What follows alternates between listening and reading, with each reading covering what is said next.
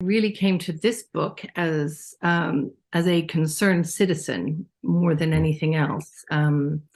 I started to become very alarmed around, the middle of 2019. I started to notice a real increase in the volume of the arguments for everybody to be vegan, to save the planet and every other reason that they could tack onto it. And particularly young people are going to be the ones that suffer because they're going to be taken in by it. I felt that there was room to really address the subject head on.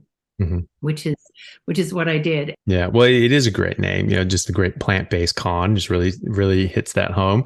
I mean that one of my more popular lectures, I just named "Plants Are Trying to Kill You," and it just it just takes it there. It just said, "Hey, this is what we're talking about." And most of the argument in favor of a plant-based diet, it seems to me, rests on the demonization of saturated fats and cholesterol. So whenever you read any sort of popular mainstream article, they'll be talking about, oh, well, you're better off getting your protein from a plant source because animal sources have cholesterol and saturated fat, and that'll raise your cholesterol in your body, et cetera, et cetera. So the fact that we have disproven those links and that we now know, and it is widely acknowledged, that cholesterol in food has nothing to do with cholesterol in your body. The fact that the link between saturated fat and cholesterol, LDL, has been shaken, if not completely debunked, repeatedly, particularly in the past 5 years. There have been a number of studies. That doesn't seem to stop the arguments still being made. You have to unpick all that data around saturated fat. And I did that over a very, very lengthy chapter, and probably too long, but there was just so much to be said to do with the nutrients that are in that diet, i.e. the lack of them, the excess of anti-nutrients in the diet, the poor quality of the protein, and the excessive carbohydrate intake, which is usually consistent with that diet. But those are the main reasons that I argue you're not better off eating a plant-based diet. You can't get certain nutrients from plants. You can't get vitamin A. You can't get B12, D3, K2, creatine, heme iron. There are so many that you can't get, EPA, DHA. And they kind of look at you dumbfounded because they've been taught and led to believe that plants are gods, that they have all the nutrients we need. The fact that some nutrients that you can get are less bioavailable. So the iron being one of them, very low amounts of zinc and methionine and leucine and a number of other things. And in fact, the WHO recognizes this. So for zinc, for example, they have increased the recommended daily allowance for those countries where there's not much meat consumed and where it's mostly grains. So this is a complete acknowledgement of the fact that the zinc from the grains is not doing the job. Right. And that you need to therefore eat double the amount of even the RDA. And there are these things called oxalates. They're little crystals that can form. They can cause anything from gastro distress to kidney stones to arthritic joints. To brain fog. There are a whole number of repercussions of eating those. And it's probably okay if we're eating them in small quantities, but in a vegan diet, you're not going to be eating them in small quantities. You're probably loading up the spinach, right? You're loading up on the chia seeds. And, there's 100 grams in a tablespoon of oxalates in a tablespoon of those seeds. And then you'll have, say, 1,000 milligrams in a big serving of spinach. Well, this is probably 10 times what you should be having in oxalates in a day. These studies show that the more fruits and vegetables you eat, the better your health outcomes, and the more you eat, the lower your cancer rates are, and all these sorts of things. But those are a bit disingenuous too, aren't they? Because they're not comparing. It's not that you're replacing meat with fruits and vegetables, is it? No. So they're not taking the carbs out of the question. They're not taking the bad elements of the diet out of the question. And there are also epidemiological studies that are probably, take them with a grain of salt because they're probably inaccurate. Now, I'm not saying that vegetables don't have some benefits. I think they do. And they clearly have some vitamins and minerals. I think you can also get very, very good nutrition from animal source foods with just a few vegetables or even no vegetables. But at the same time, I don't begrudge people eating this stuff. It's just, I just want them to understand, you don't have to. It's not, it's not like, well, I don't mind eating the salad, but it's not that you don't have to. It's just, hey, this can be a problem. And even the people acknowledging, well, yes, but there may be a hormetic benefit. If it's poisonous, maybe a microdose of that poison could be hormetic, right? Well, not everything is hormetic. Some things just are bad. And so, but if it were hormetic, it is a small dose. And then after that small dose, you get damage, right? So you really need to quantify that. And no one's doing that. And they had done studies, a few studies that said there's really no evidence, for instance, for eating loads of plants prevents cancer. So we only have small epidemiological subsets of those studies, but that particular study didn't show it. The WHO study, which everyone uses to damn meat, is the 2015 study, which came out with the conclusion that red meat was probably carcinogenic, and processed red meat is definitely carcinogenic. But there's so many debunks of that WHO study examining why it's led to the wrong conclusions, why it was badly done, why the evidence can't be trusted. And in fact, the most damning thing I heard said was Dr. David Klurfeld of the USDA, who had taken part in the study. He'd been one of the 15 scientists doing it.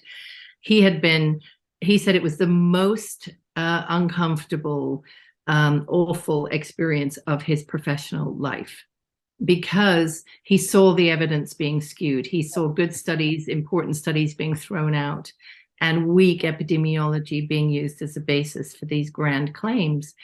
It comes up every time. Don't you know the WHO says meat will give you cancer? Even if you could trust that the methodology was robust, which it isn't or wasn't, the hazard ratios of 1.18 are just so infinitesimally small that really nobody should be paying. I don't think anybody should be paying any attention to those. When you consider the noise in the system that probably surrounds that hazard ratio, it's just a nonsense, to be honest. Let's forget that meat might be bad for you. How about meat might actually be good for you? So the fact that there was a study came out in, I can't remember where, Nature, I think, showing that L-carnitine has a cardioprotective effect. And then, you read further down the paper and it tells you where you get L-carnitine, okay? And of course you get it from meat, fish, eggs, and especially from meat. So here we could be having a narrative that says, if you want to prevent heart disease and keep your heart healthy, make sure you have a bit of meat every day. And we don't hear that, because those studies are never given the prominence. Never. I never see them advertised, promoted in our mainstream press over here. I don't know if you do in Australia, but people say, well, carnitine is not an essential amino acid. Obviously, we make it, so that's a moot point. That's not quite true, because there are a lot of studies actually show that more is better. Yes, we do make it, but not everybody does. Only 30%. 30% of people don't make enough or even at all.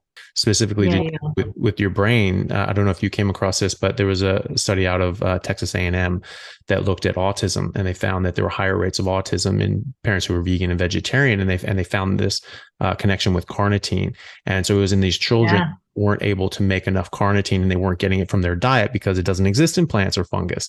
And since they weren't eating meat, and they especially weren't eating red meat, which is a very high amount of carnitine, that they were deficient. And unfortunately, it's unfortunate that they weren't getting it, but carnitine is integral for the development of neurons. And so, they were getting a misdevelopment of their neurons, and unfortunately they were getting, intellectual impairment as a result, which is tragic.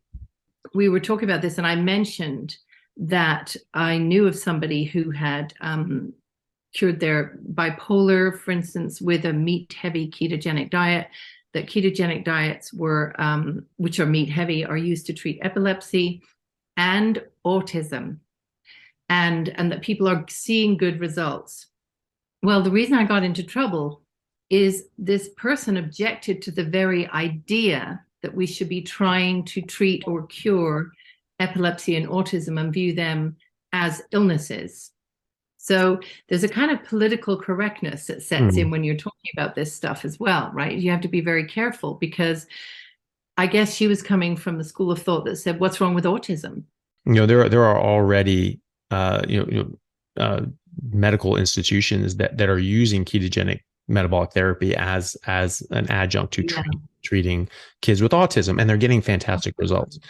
And I had a lady on my podcast named Allie, and she had a son. I met her at KetoCon. I met her son, and he was a very nice little boy. Seemed pretty normal, and didn't think anything of it. And she said, this is my son. He actually is a nonverbal autistic. And I'm like, thinking to myself, I'm pretty sure I heard him speak. And then she followed up by saying, only when he eats carbohydrates. Yeah. Good God. Yeah. Good God. And so she, was on carnivore. She was transitioning them and just getting him on it. He was doing better and better and better. And then he'll go over to his grandparents' house, who at the time weren't necessarily on board. And so, they're trying to like, oh, well, they want cookies, they want candy. Let's just give them that and have this nice bonding time. And the kid would come back and he wouldn't be able to speak for 3 days. About a year or so, I don't know exactly the time, she messaged me and she said, my son has just tested into the gifted program at school. I had another conversation with a gentleman, Jonathan Griffiths, and very nice guy. He's a professional bodybuilder in the UK. He does carnivore and carnivore coaching, things like that. And autism came up in the conversation, and he just said, he was like, actually, I'm autistic. And I would not have guessed that for a second. And he said, if I had, before I went carnivore, 1 year ago, I would not have been able to have the conversation we're having right now. It was a short chapter, but I was allowed to keep it in, and I was very pleased with that. But it strikes me that people are so afraid of talking about the benefits of meat, like it's going to reach out and attack you if you talk about it, sort of thing. Whereas we're not afraid to talk about, wow, carbs are this. I love carbs. Let's eat more carbs. Carbs are fun. Everybody loves carbs. And yet, you and I both know, and lots of us are aware of the extreme harm done by excessive carbohydrate intake. So for your autistic patient or person, then of course that's one example. For diabetics, pre-diabetics, people on the road to diabetes, it's criminal what carbohydrates do, and yet we sort of lionize them. I mean, with the AHA, I mean, they were frauds from the get-go. There's a lot of people on the pay of the sugar industry, and that's why they misrepresented the Framingham study, decades ago. And 2 years after the Framingham study was published, they reported the opposite results on cholesterol and heart disease, right? So the Framingham study actually showed that as your cholesterol goes down, deaths from heart attack and stroke go up. And they reported it as, the higher your cholesterol goes, the more death from cardiovascular disease goes up. So it was a bald-faced lie. They did it on purpose. And so it's not like that, ooh, we got this wrong, sorry about that. They're like, yeah, we know we got it wrong, shut up. So like they were doing this on purpose, and they're trying to cover their tracks, and now they're just trying to, now they're just gaslighting people. Understanding whether the methane problem, the emissions problem, is as bad as people think it is. From cows, and the bottom line is that it isn't.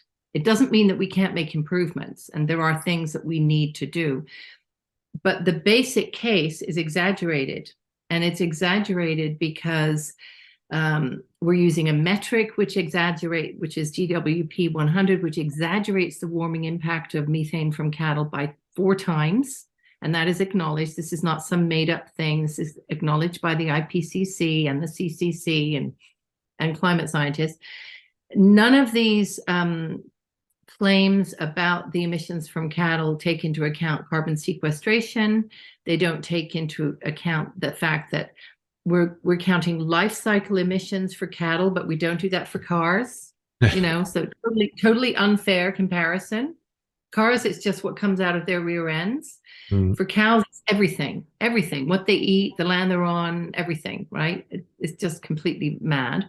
And then you get basic lying, right? So you'll get something like Cowspiracy saying that, cows are responsible for 50% of all emissions.